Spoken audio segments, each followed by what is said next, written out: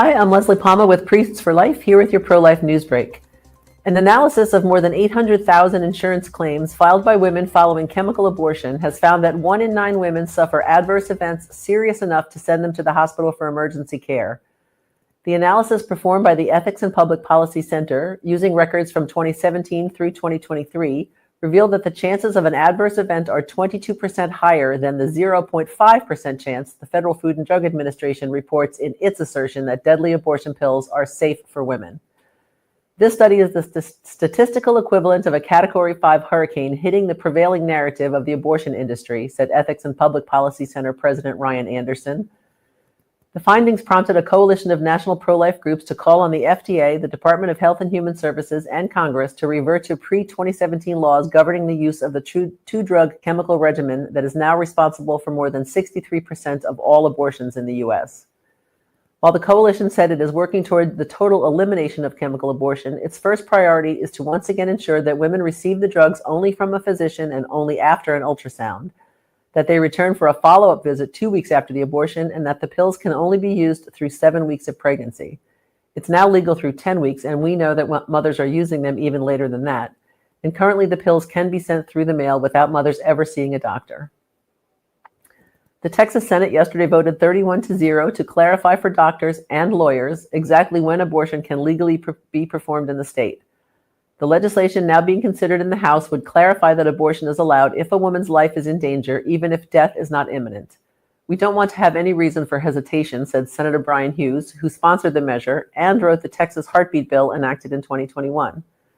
A second law protecting most babies from abortion went into effect after the U.S. Supreme Court overturned Roe v. Wade in 2022. That law has become the subject of multiple lawsuits from mothers who said they were turned away from hospitals because they were not in imminent danger of dying. Pro-lifers in the state believe doctors refused care in an effort to overturn the state's strict abortion laws. Another law on its way to passage in Texas would increase the penalties to anyone manufacturing, mailing, or delivering chemical abortion pills to anyone in the state. Missouri voters passed a pro-abortion constitutional amendment last November that allowed abortion to resume in the Show Me state. But a bill close to passage in the state legislature would give voters a chance to overturn the pro-abortion amendment and reenact laws protecting babies. Representative Brian Seitz, a pro-life Republican, introduced the resolution, saying it would provide Missouri voters with better options at the ballot box. HJR 73 is not about perfection. It's about doing what we can to present voters with a viable option that isn't hidden behind slick marketing campaigns, Seitz said. In a surprise move, abortion-friendly Washington state slashed $8.5 million from the Abortion Access Project in the state's budget. The 55% reduction marks the largest cut to abortion access funding in the state's history. The Abortion Access Project was established to address a 23% increase in abortion following the overturning of Roe v. Wade and the establishment of a law protecting most babies from abortion in Idaho, which shares a border with Washington. The budget reduction is seen as an acknowledgement that even the liberal taxpayers in Washington state do not want to pay for abortion. A parental notification law long on the books in Nevada but never enforced because it was found to be unconstitutional during the Roe era could finally have gone into effect this week. But now a federal judge has ruled that the block on the law will continue, so Planned Parenthood will have more time to ask the Ninth Circuit Court of Appeals to keep the block in place while a legal challenge continues. Abortions in Nevada are legal until 24 weeks, even for underage girls whose parents remain completely in the dark. Planned Parenthood in Omaha is the only abortion business selling surgical procedures in Nebraska, but a news story this week sheds light on the conditions at the Killing Center, where understaffing reportedly is causing Planned Parenthood to ignore laws and safety procedures. A young woman who recently resigned after working as a nurse at the center told the Flatwater Free Press that a surgical abortion required a physician, 2 nurses, and other support staff, but that she had been asked on more than one occasion to overlook that requirement. At least once, she was the only nurse in the room. While Planned Parenthood denies the nurse's assertion, she has since resigned, as has the only other nurse trained to assist with abortions. Only 3 procedures have taken place since mid-March. And while that's good news, it's tempered by the fact that chemical abortion accounts for 82% of abortions in the state.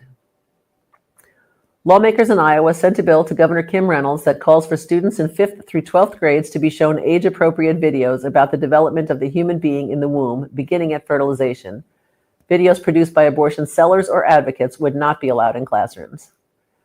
And finally, as federal lawmakers look for ways to cut $1.5 trillion from the national budget, Fox News Digital reported yesterday that House Republicans are in discussions about ending federal funding of abortion providers like Planned Parenthood. We are working on a lot of different options, but that's being discussed, said Kentucky Representative Brett Guthrie, chairman of the House Energy and Commerce Committee. House Speaker Mike Johnson also said this week that Republicans would target big abortion in the budget reconciliation process, as requested by national pro-life groups like Priests for Life and grassroots activists across the country. That's some of what's making news this week. Thank you for tuning in. If you would like to keep up with our press releases and commentary, go to prolife.press or scan the barcode on your screen. I hope you have your big hat ready for the Kentucky Derby tomorrow, and let's go Knicks. When I see you again, the Catholic Church could have a new pope. Until then, as always, please remember that life is the only choice. Every life is a gift. Every heartbeat is a miracle. But right now, the most innocent among us are in danger. Priests for Life is on the front lines, speaking truth, offering healing, and building a world where every child is welcomed and loved.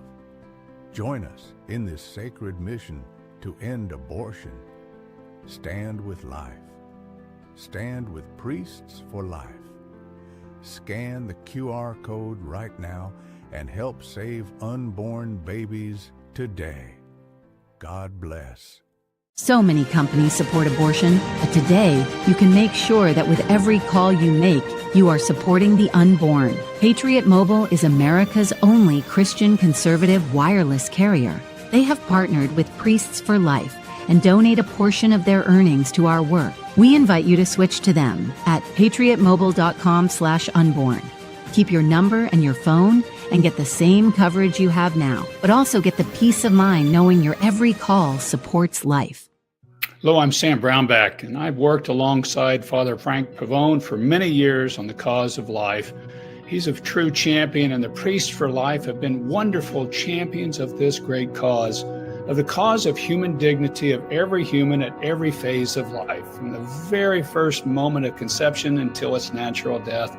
The human species, the human person, each and every one are full of dignity, priceless in value, and Priests for Life stand for that. Join their work with them, work alongside them in this battle, this incredible battle, this fantastically important battle for life in the United States. We've got to win this fight. Join them. Hi, everyone. I'm Father Donald Calloway, and I want to really encourage you to find out about Priest for Life. You know, I'm a convert to Catholicism. Many people know my story of being a really bad guy in my youth and causing a lot of problems and living for things of the world. But then God came into my life and got me with the divine 2x4, I call it, with the truth. And one of those aspects was the sanctity of human life. And I have to say that when I had my conversion, received my call, and went into seminary, there was one person in particular that I looked to, and still to this day, still look to him for guidance, because he's such an authority. He speaks with such conviction and love, and that is Father Frank Pavone. Was so inspired by him in my days in seminary, went to some of his talks, especially in the March for Life in Washington, D.C., where I lived for about 6 years. And now as a priest, this is a true brother for me, a man who is truly a prophet in many ways in our times, right there on the cutting edge of this cause for life. And there really is no greater cause, because if we're not defending babies, what are we doing? This is human life. This is God's gift to humanity, the life of a child.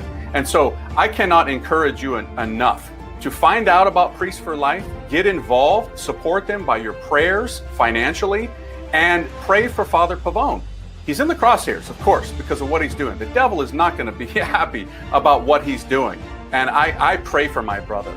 And he is a good man, and he is doing great work. And so, my friends, please, please, please support this wonderful organization, because we need to champion human life.